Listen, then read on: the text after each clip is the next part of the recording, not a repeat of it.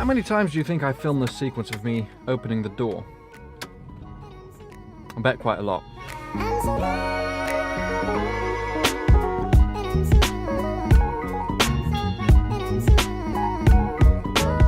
Well, I just finished my lessons with the guy. I wanted to go somewhere today, but I mean, the weather can't get more dull than this. There's no way it can get more grey or less colourful than... I mean, look at that.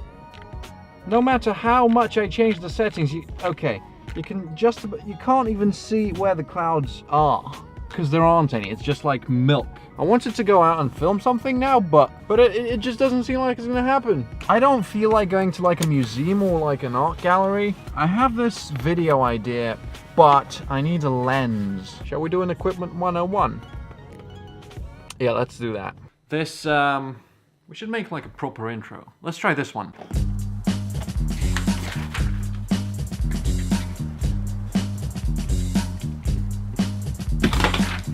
Another helping hand to swing on. I stand alone, but still you gotta bring on your back. So the topic to be discussed today has to be a bit higher. Here's the problem I have with the equipment part of the vlog.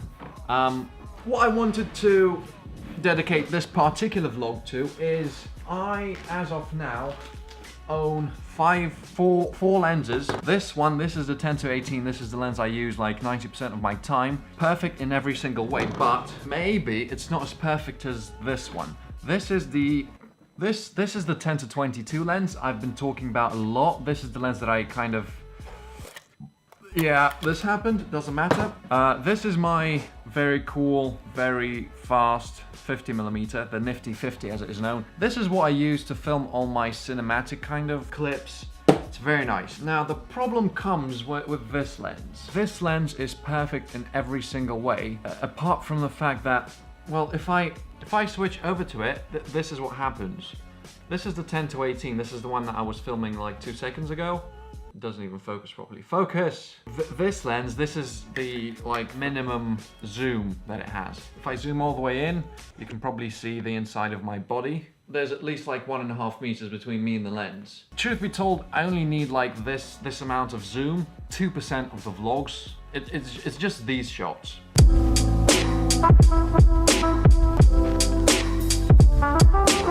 So ideally, where I would use this lens is like, ideally it would be like here. So the only problem is there aren't any parking spots. I'm just gonna jump out the car and just show you the zoom and then I'll go back home. So I can literally zoom in very far. You see that building over there? Still zooming, still zooming, still zooming. Okay, that's it. So like, unless I'm like outside and filming something very, very far away, this is redundant. I bought this because I read some reviews and it was kind of cheap. I barely use it anymore. I use this a lot. The only thing I don't like with this one is that this thing doesn't have image stabilization thingy, which this one has. It says right here. This one is twice as expensive, I think, as this one. I previously did say that it's much more expensive than this one. It's not that much more expensive. It's like 3 or 4 times more expensive than this one. That's why I'm thinking about getting the 18-135mm. The only thing that's wrong with the 18-135 is the price. I mean, it's not very expensive. I'm still thinking about it. I might get one, but I'll probably get rid of this one since I'm not using it at all. And, you know, just to get those zoomed in shots from the plane, I can do without those, easy. I think I'm just gonna get rid of this one and get a other one instead. I want a lot of things. So that was the equipment 101 for today. It is 5 o'clock now in Moscow. I will now proceed to watching a movie and maybe doing something else. I don't know. Nothing more to it.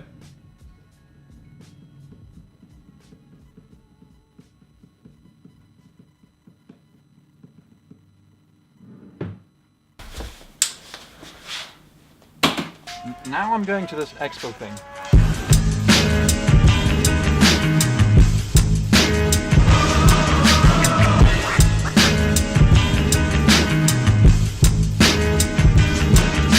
quite funny. It seems like the whole city has given up. It's so empty. I mean, there are a couple of cars going back and forth, but there's no people in the streets. There's not anything happening in terms of like public activity. It's zero. It's like down to complete zero. Nothingness. But I mean, honestly, it's just, look, it feels almost like a city is recovering from a post-apocalyptic disaster. There's a handful of people in the streets. There's a handful of cars on the road.